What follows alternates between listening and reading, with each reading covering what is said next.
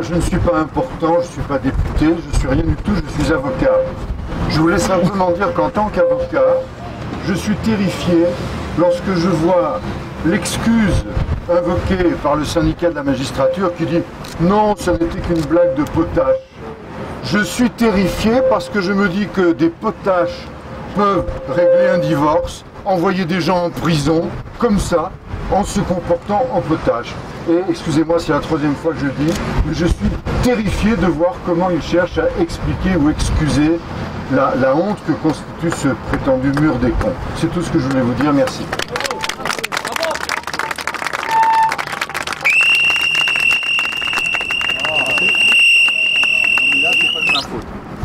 Bonjour, Bernard Atlan, je suis un simple citoyen et je me désespère de voir que dans notre pays, on ne juge pas en fonction du délit, mais en fonction des personnes.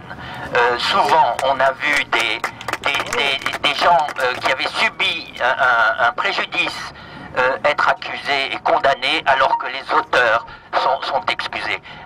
Notre pays va très mal et il faut vraiment que lors de prochaines élections, eh bien les magistrats soient élus. On ne peut plus accepter que des gens aient comme cela la sécurité de l'emploi, qu'ils puissent faire n'importe quoi. Il faut vraiment les condamner. Merci. Alors, monsieur, je pense, n'a pas les mêmes opinions que nous, mais comme nous sommes des libéraux et des démocrates, nous la lui donnons. Merci de me laisser la parole. C'est une simple réaction. Moi, je suis personnel de France Télévisions. Je suis preneur de son. Je travaille avec Clément depuis des années. C'est quelqu'un que j'apprécie au quotidien. C'est quelqu'un de drôle, de dérangeant. Je pense que c'est ce qui vous intéresse. Et ça, c'est plutôt pour moi une qualité.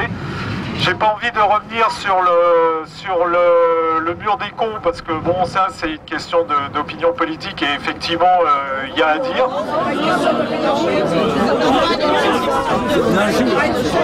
Alors, d'accord. Alors première action, mais moi je n'ai pas d'opinion là-dessus. C'est pour moi un local. C'est un local. Non, mais...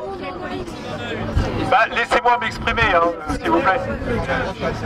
Bien sûr, vous avez le droit de ne pas être d'accord. Et c'est d'ailleurs de ce droit-là que je me permets de donner mon avis. Moi, mon seul avis qui serait tranché jusqu'à preuve d'être convaincu du contraire, peut-être par vous d'ailleurs, c'est sur la notion de journalisme. Là, il y a Pierre Bénard, il y a une autre personne qui se réclame du journalisme. Moi, je fabrique aussi avec Clément, je suis preneur de son, je suis technicien, je ne suis pas journaliste. Et je ne prétends pas parler au nom des journalistes. Par contre, ma notion de journalisme passe par le fait que quand le 26 juin, pour le soir 3, Clément Veil-Rénal fait un sujet lui-même sur ce mur des cons, donc a posteriori, prenant Atlantico et disant qu'il s'agit d'un visiteur anonyme, je me pose la question de la déontologie. Et à partir du moment où il ne propose même pas à sa propre chaîne les images qu'il a tournées... Donc le procès d'intention a lieu. Bah oui. Donc voilà, moi ça me pose problème. C'est une interrogation que je soulève, à laquelle je n'apporte pas de réponse. Le mur des cons, je n'approuve pas que des magistrats soient engagés politiquement, l'affichent, etc. C'est vous qui l'avez dénoncé. Et pourquoi vous ne filmez pas les Hezbollah dans les manifs? Je ne prends pas la responsabilité de porter France Télévisions. Je m'excuse, je ne suis pas à même d'y répondre. Mais en tout cas, sur le journalisme, c'est l'interrogation que je me pose. Voilà. Il y a que France 3 est une chaîne hyper politisée. Alors bien, je pense que... Si vous ne le savez pas, c'est que... Alors je vais donner simplement un ou deux éléments de réponse. Parce que moi, je tenais à vous donner la parole aussi pour que vous disiez ce que vous ressentez. Bon, je crois qu'il y a de toute façon, comme dans toute chose, et c'est un peu mon métier aussi, je n'insisterai pas là-dessus. Non, moi je ne suis pas journaliste, je suis magistrat. Donc quand il était dit qu'il n'y a pas de magistrat ici, bon, je vais laisser dire parce que voilà, mais je suis magistrat. Bon. Donc, c'est pas du tout, on ne fait pas état de manière particulière. Je suis également élu dans le 10e, et c'est à ce titre, dans le 10e arrondissement de Paris, c'est à ce titre que je viens. Donc, quand vous voyez par exemple Mediapart, Bon, utilisé à plusieurs reprises, et c'est pas le seul, des éléments qui doivent normalement rester confidentiels d'enquête, qui sont normalement dans le cadre couverts par le secret de l'instruction, qui sont divulgués, d'accord ? Avec, alors là, pour le coup, l'assentiment de la direction du média, puisque c'est évidemment Plenel qui le fait. Tout le monde, en particulier à gauche, trouve ça normal et prêt à donner pratiquement le prix Albert Londres à Mediapart. Bon, il y a quand même là un deux poids deux mesures qui est problématique. Deuxièmement, la politique, ça consiste aussi à tenir compte du droit, mais pas que ça, parce qu'il faut tenir compte aussi des réalités. Et la réalité, si on est là aujourd'hui, c'est bien pour ça, c'est qu'il y a des bastions. Là, physiquement d'ailleurs, on voit bien qu'on est face à un bastion, hein. Il suffit de voir un peu à quoi ça ressemble. Bon, donc il y a des bastions où on n'entre pas, où il est très difficile, où la liberté et le pluralisme n'est plus vraiment présent. Et quand on voit la réaction, de France Télévisions et de FR3 à ce qui s'est passé, et qui puisse même envisager de sanctionner, c'est quand même quelque chose de très lourd, une sanction, alors que c'est le laxisme total pour tout le monde en matière du respect de la présomption d'innocence ou du secret de l'instruction, et bien là, il y a un contre-exemple, il y en a un et un seul, c'est Clément Veil-Rénal qu'on veut sanctionner. Bon, donc je crois que la politique et le droit, c'est aussi tenir compte des réalités. Quand les réalités sont fâcheuses, quand les réalités sont problématiques, il faut les dénoncer. Bon, est-ce que quelqu'un...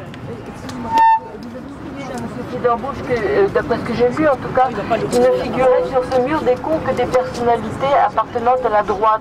Il y avait ça. Donc, globalement, c'était maintenant, la droite des socialistes. Voilà. Oui, maintenant, non, mais bon. Si les magistrats ont envie de se défouler, peut-être y a-t-il d'autres moyens que de... C'est orienté contre la droite, ça. Voilà. Et les parents des victimes. Et les parents des victimes. Bon, monsieur. Ça vous fait rien? Oui. Écoutez, c'est un peu particulier. Je voulais remercier quand même le journaliste de France Télévisions. Je voulais vous remercier de votre témoignage. Votre réponse est initiale. Monsieur, je voulais remercier de votre technicien qui nous a permis de réagir. Cela dit, je suis assez particulier. Je ne suis pas là pour refaire un procès. Il y a des gens courageux qui ont porté plainte. Donc merci à ces gens courageux de porter plainte. La justice fera son travail après. Non, moi, en particulier, on ne peut pas présumer d'une faille de la justice, monsieur. En simple particulier, moi je dis simplement apporter mon soutien à M. Veil-Rénal qui fait son boulot et j'ai peur qu'il y ait des sanctions contre lui. Donc c'est uniquement pour ça que je suis là, d'apporter un soutien face à un procès qui aura lieu. Voilà.